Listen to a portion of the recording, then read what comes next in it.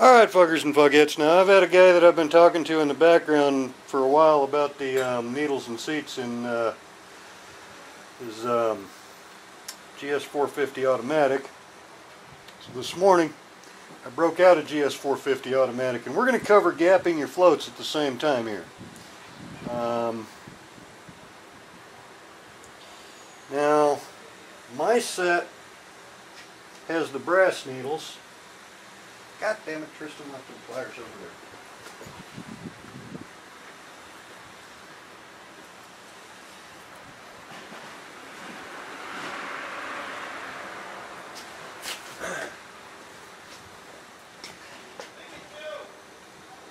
there. And he said that they sent him 2 different size needles. Now, maybe they did, but a lot of times this little pin will sit in shipping and it won't come out right away.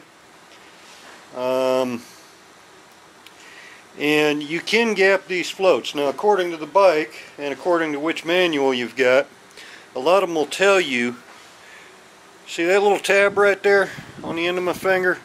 See that little tab in there? That's where you gap it, is between that tab.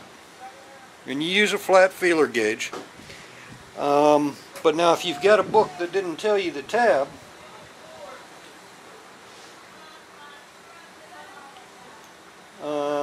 hold on, let me get this back in here. You're going to have to excuse the condition of these carbs, because this was the 450 automatic that was closest to the front, and it happened to be one of the fucking parts bikes. So it hasn't been gone through. Now generally, what I will do, me personally, if I don't know the gap for a float, let me get these screws to where they ain't popping out here. Alright. Got one on the back here.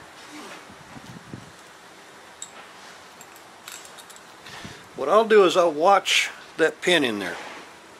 I'll watch my needle as it goes up. Let's see, can y'all see this shit? Alright. And as my needle goes up,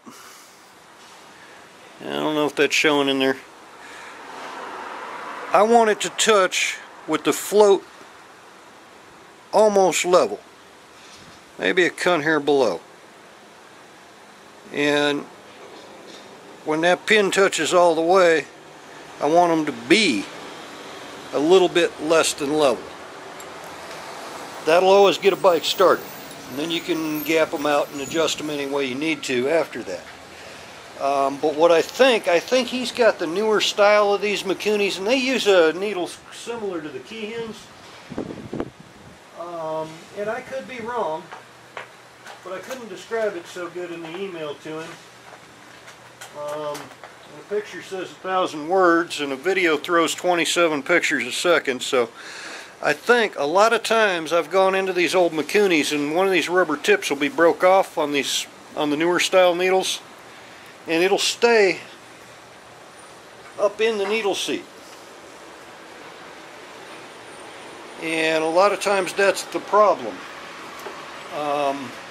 But he did say that they sent him 2 different length needles, so that indicates that at least one of the needles is wrong, if that's what they did to him. But like I say, sometimes it's just that pin sat in. So anyway, I think, like I say, I think he's got the newer style carbs, because this is the old style where I can actually get to my mains right through the bottom, right through the fucking drain screw if I want to. And they do make the other one where your mains are part of the bowl. So it's a matter of, I'd almost have to see them, but I hope I've described how to gap floats. If I haven't,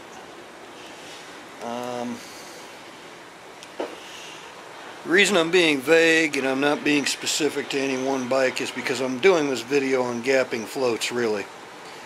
And each bike's going to be different. And each book, some books tell you, hey, get them level, call it good. Some books tell you measure down. Some books tell you the gap that you need to set the tab at. And generally I like the ones that tell me the gap I need to set the tab at, but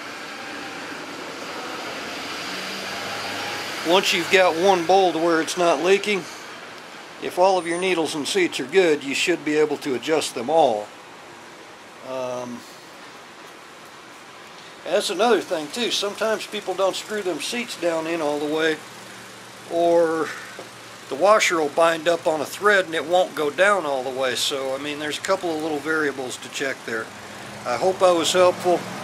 If I wasn't, well, hey, at least I tried. Give me an E for effort, and smoke a fat one and laugh about this shit. Alright, we'll holler at y'all fuckers and fuckheads later.